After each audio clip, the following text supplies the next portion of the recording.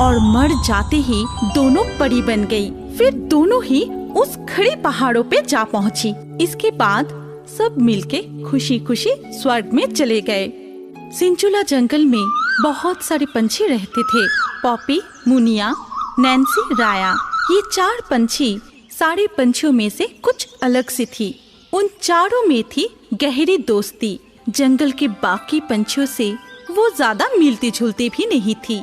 वो चारों बहुत ही सुंदर थी। जंगल के सारे पुरुष पंछियों ने उन चारों को बस देखते ही रहता था, उनसे दोस्ती करना चाहता था। लेकिन वो चारों पंछी अपने में ही खेलते थे, घूमते थे, बातें करते थे और इस वजह से जंगल के बाकी पंछियों ने उनको बहुत ही घमंडी समझते थे। सारे महिला पंछी उनके खूबसूरती से जलते भी थे। एक दिन जब पॉपी, राया, नैन्सी और मुनिया जंगल में घूम रही थी, तभी जंगल के बाकी पंछी मिलकर बातें कर रही थी। तभी उनको देखकर टुन्ना ने बोला, अरे देखो देखो वो 4 पंछी। फिर मैक्स ईगल ने बोला, अरे हाँ, पॉपी को देखते ही मेरा तो होश ही उड़ जाता है और मुझे तो राया पसंद है। चलो उनसे थोड़ी बातें करते हैं। ये कह के मैक्स ने पॉपी को नाम से पुकारा और बोला, पॉपी पॉपी देखो मैं तुमसे दोस्ती करना चाहती हूँ। मैक्स की आवाज सुन के पॉपी कबूतर मुड़ के देखी और बोली, लेकिन मैं नहीं चाहती। क्यों नहीं चाहते? मैक्स में बुराई क्या है? कोई बुराई नहीं है, बस मैं नहीं चाहती। ये सुन के मैक्स को बहुत गुस्सा आता है और वो मन ही मन कहता है, इसकी इतनी घमंड, इसको तो सबक सिखाना ही पड़ेगा। और ये सब दूर पेड़ पर बैठी हुई अर्लोसरस देखती है और वो मयूरी से कहती है, तूने देखा मयूरी, मैं इस टुन्ना से दोस्ती करने के लिए बेचैन हूँ, लेकिन ये राया से दोस्ती करना चाहती है और राया की रहते मुझसे टुन्ना कभी दोस्ती नहीं करेगा। मुझे इस राया का कुछ करना ही होगा। तभी वहाँ उल्लू महाराज आता है और कहता है, नैन्सी तुम मुझे बहुत पसंद हो और इस जंगल का पंछी कुल के राजा होने के खातिर मैं तुम्हें रानी बनाने की प्रस्ताव देता हूँ। उल्लू महाराज की बातें सुनकर नैन्सी सालिक कहती है, मुझे माफ करना महाराज, आप मांसाहारी है और मैं कोई मांसाहारी से शादी नहीं कर सकती। क्या तुम्हारी इतनी साहस कि तुम मेरे प्रस्ताव मानने से इनकार कर रही हो? तुम्हें इसकी सजा जरूर मिलेगी। फिर उल्लू ने अपने प्रजा को आदेश दिया, मेरे राज की पक्षी प्रजाओं, नैन्सी को पकड़कर सूली पे चढ़ाओ, ये मेरा आदेश है। तभी थियो कौवा, अल्बर्टो काकातुआ, मैक्स ईगल और टुन्ना मिलकर नैन्सी सालिक को पकड़कर ले जाते हैं। ये देखकर पॉपी कबूतर, मुनिया और राया मैकाऊ विचलित होकर कहती है, नहीं नहीं, ऐसा मत कीजिए महाराज, नैन्सी को छोड़ दीजिए। लेकिन जब सब मिलके नैन्सी को सूली में चढ़ाने ही वाले थे, तभी अचानक से मुनिया उड़ते हुए आती है और खुद सूली पे बैठ जाती है और मुनिया को ऐसा करते देखकर सब चौंक जाती है। तभी नैन्सी चिल्लाती रोती हुई बोली, अरे तूने ये क्या किया मुनिया, क्यों किया? ऐसा नहीं करती तो वो सब तुम्हें मार देती। महाराज की प्रजा तुम्हें छोड़ने वाले नहीं थे और तुम मेरे सबसे प्यारे दोस्त हो। मैं खरी खरी तुम्हें मरते हुए नहीं देख सकती थी, इसीलिए। ये कह के मुनिया ने दम तोड़ दी, लेकिन दम तोड़ते ही वो एक सुंदर सी परी बन गई और एक ऊंची खड़ी पहाड़ों के ऊपर जाके रुकी, जो किसी ने भी नहीं देख पाई। इसके बाद फिर एक दिन मैक्स ने पॉपी के लिए एक फल लेकर आया और बोला, पॉपी आज मेरा जन्मदिन है और मैं सबके लिए फल लाया हूँ। मैं जानता हूँ तुम मुझसे दोस्ती करना नहीं चाहते, लेकिन इस जंगल के सदस्य होने की खातिर मेरे जन्मदिन पर एक फल तो खा सकती हो ना? ठीक है, आज तुम्हारा जन्मदिन है और आज के दिन मैं तुम्हें उदास करना नहीं चाहती। जन्मदिन मुबारक हो। ये कह के पॉपी जब फल को खाने जा रही थी, तभी वहाँ नैन्सी आती है और कहती है, रुको पॉपी, मुझे इन पे विश्वास नहीं है, इसीलिए ये फल पहले मैं खाऊंगी। अगर मुझे कुछ नहीं हुआ तब तुम खाओगे। ये कहते ही नैन्सी फल खाना शुरू करती है और नैन्सी को फल खाते देखकर मैक्स डर के मारे वहाँ से भाग जाता है। नैन्सी फल खाते ही मर जाती है। तभी वहाँ राया पहुँचती है। ये क्या हो गया मेरे दोस्त? मुझे बचाने के लिए तूने जहर पी ली। मैं अपने इतने अच्छे दोस्त को खो दी। अगर मैं यहाँ पहले आ जाती तो तुझे वो फल खाने ही नहीं देती। मैं खा लेती ये जहर। ऐसा मत बोल मेरी प्यारे दोस्त, अब एक तू ही तो रह गई मेरे लिए। नैन्सी भी मरते ही एक परी बन गई और वो भी उसी खड़ी पहाड़ों पे जाके रुकी। इधर पॉपी और राया रोने लगी। ऐसे ही कुछ दिन बीत गए। पॉपी और राया अब पहले जैसे खुश नहीं थे। वो खेलते नहीं थे, हंसते नहीं थे, सिर्फ उदास होके इधर उधर घूमते थे। टुन्ना तभी भी राया के पीछे पड़े थे। वो किसी भी तरह से राया का दोस्त बनना चाहता था और ये सब छुप छुप के देखती थी अर्लो। अर्लो जितना देखती थी उतना ही उसके गुस्सा बढ़ जाती थी और वो सारे गुस्सा राया पे निकलना चाहती थी। एक दिन रात को जब राया और पॉपी अपने पसंद का पेड़ पर सो रही थी, तब अर्लो चुपके से वहाँ उस पेड़ के नीचे आती है और मन ही मन कहती है, बहुत हो गया राया, मैं तुझे और सहन नहीं कर पा रही हूँ। तुझे बहुत घमंड है ना अपनी खूबसूरती पे। अब तो तुझे मरना ही होगा और तेरे मरने के बाद ही मुझे मेरी दोस्त टुन्ना मिलेगी। ये कह के अर्लो ने चुपके से उस पेड़ पे आग लगा दिया और उस आग से पॉपी राया को बचाने लगी। तो राया पॉपी को दोनों ने एक दूसरे को बचाते हुए आखिर में दोनों ही जलकर मर गई और मर जाते ही दोनों परी बन गई। फिर दोनों ही उस खड़ी पहाड़ों पे जा पहुँची जहाँ पहले से ही नैन्सी और मुनिया रुकी थी। वो समझ नहीं पा रही थी कि वो चारों परी कैसे बन गई। वो समझ रही थी कि मरने के बाद क्या हर कोई परी बन जाता है। तभी वहाँ भगवान विष्णु आते हैं और कहते हैं, परियों, तुम ये सोचकर परेशान हो ना कि तुम मरने की बाद ऐसे परी कैसे बन गई। असल में तुम चारों देव सखिया थी, लेकिन मेरी श्राप से यहाँ पंछी बनकर जन्मी थी। क्योंकि तुम चारों परी अपनी अपनी खूबसूरती को लेकर हमेशा झगड़ती थी, एक दूसरे को नुकसान पहुँचाने में तुली रहती थी और इसीलिए मैंने श्राप दिया था कि तुम धरती पे पंछी रूप लेकर जन्म लोगी और यहाँ रहकर एक दूसरे को प्यार करना सीखोगे। और ऐसा कोई वक्त आता है तो बिना सोचे ही एक दूसरे के लिए अपनी जान तक दे दोगी, तभी तुम्हें मुक्ति मिलेगी। और आज तुम चारों मेरा श्राप से मुक्त हो। चलो अब स्वर्ग में वापस चलते हैं। इसके बाद सब मिलके खुशी खुशी स्वर्ग में चले गए। वृंदावन के घने जंगल पे पक्षियों के झुंड में टुन्ना अपनी माँ टुनिया, बाबा टुन्ना और भाई टुनटुन के साथ रहती थी। पक्षियों के झुंड के सारे पंछी आपस में खेलते थे, घूमते थे, बातें करते थे, लेकिन उन सब से अलग थी टुना। वो दिन भर सिर्फ भगवान कृष्ण का ही नाम जप करते थे और टुना को ऐसे देखकर सारे पंछी हंसते थे, उसे पागल समझते थे और उसको चिढ़ाते भी थे।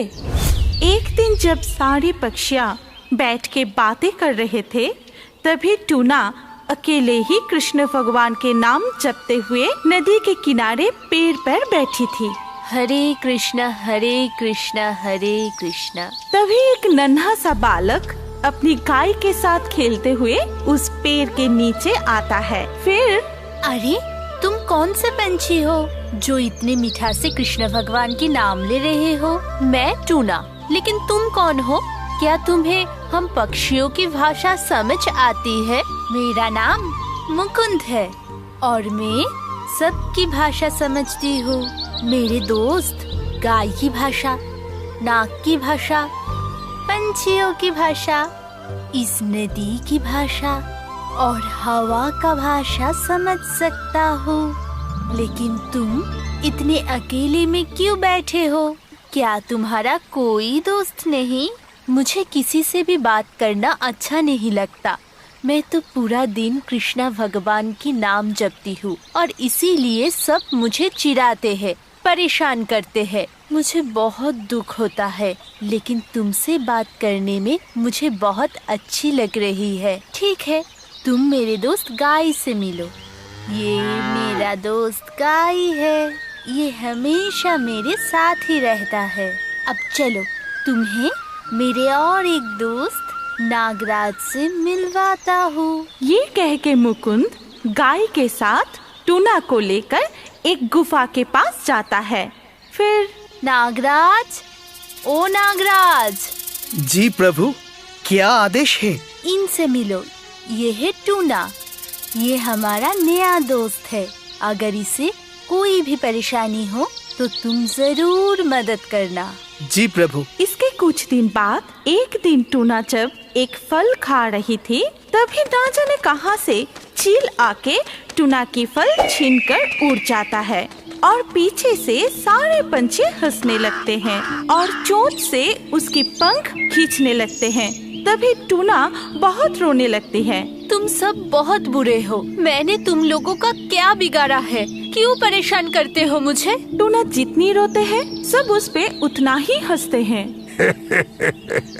तो क्या बिगाड़ेगा रे छोटी सी पागल पंछी? मैं पागल नहीं हूँ, मैं कृष्णा भगवान की भक्त हूँ और देखना, आप सबको कृष्णा जी एक दिन जरूर सजा देगी। अच्छा, तो हम भी देखते हैं कि इस भक्त को कृष्ण भगवान जी कैसे बचाता है और हमें कौन सा सजा देते हैं। तभी टूना और जोर जोर से रोने लगती है।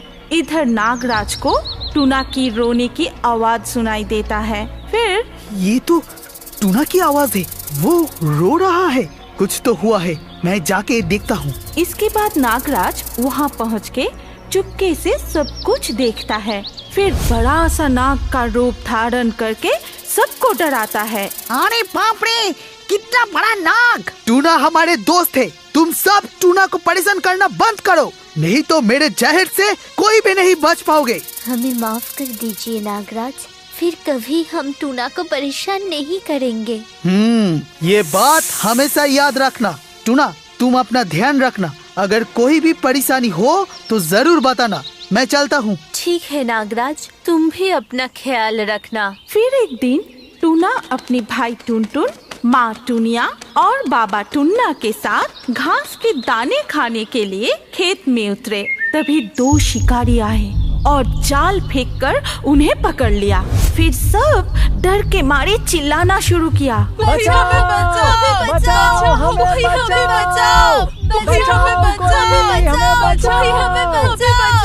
हे कृष्णा भगवान, हमारी रक्षा करो, इन शिकारियों ने हमें बंदी बना ली है, हमें बचाओ भगवान, हमारी रक्षा करो।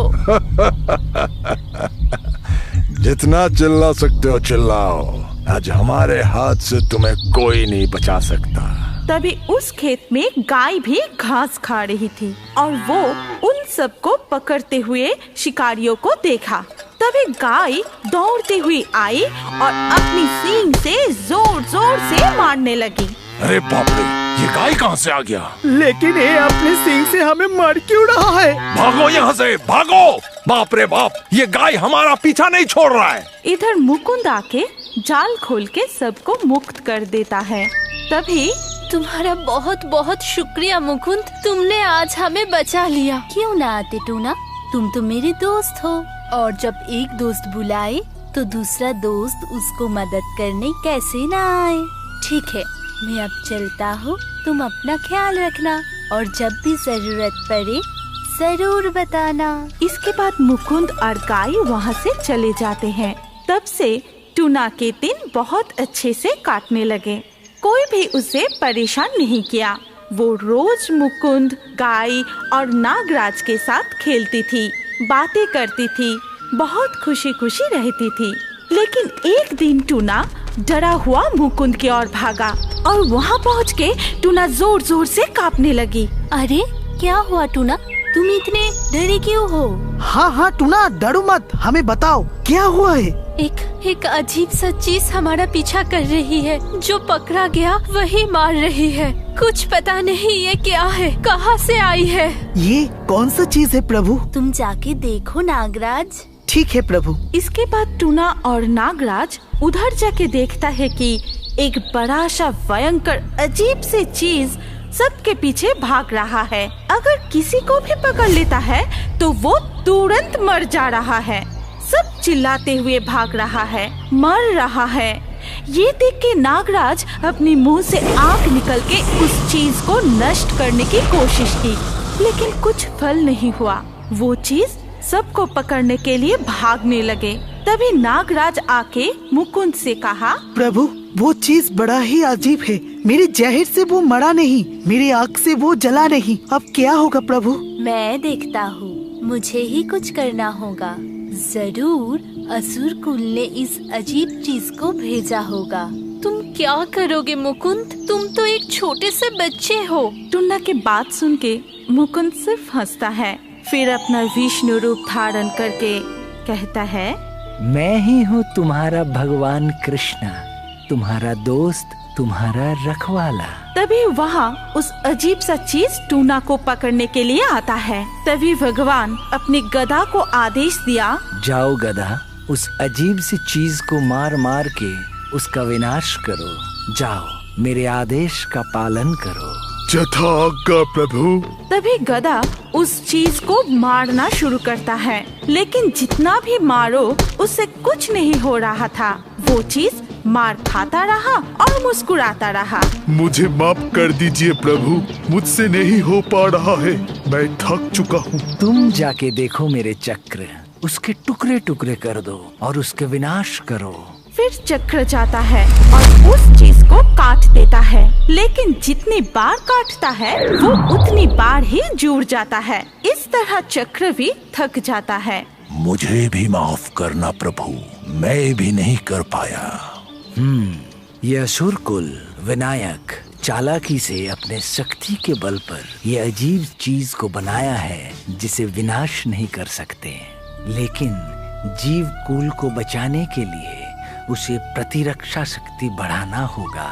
और इसीलिए सबको मेरे इस शंख का पवित्र जल पिलाओ। ये पानी पीने के बाद जिसको भी वो चीज छुए उसका कुछ नहीं होगा। जाओ, सबको पिला दो ये पवित्र जल। पहले टूना पवित्र जल पीती है, फिर सबको पवित्र जल पिलाती है। ये देख के उस अजीब से चीज बहुत हंसता है।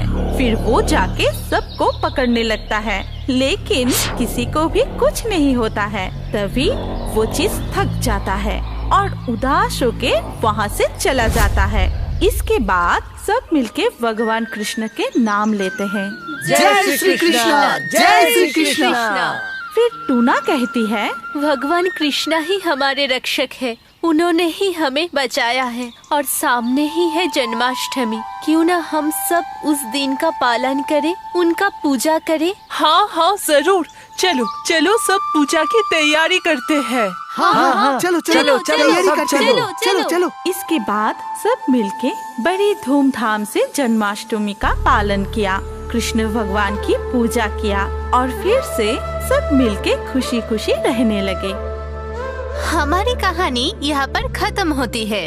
अगर आपको ये कहानी पसंद आई तो इस वीडियो पे लाइक जरूर करना। अगर आपके पास कोई पसंदीदा कहानी हो तो कमेंट करके बताएं। सबसे अच्छा कहानी चुन के हम ऐसे ही कार्टून बनाएंगे। और अभी हमारे अगले वीडियो देखने के लिए स्क्रीन के ऊपर इस वीडियो पर क्लिक कीजिए और रियो बर्ड्स के और भी वीडियो देखते रहिए।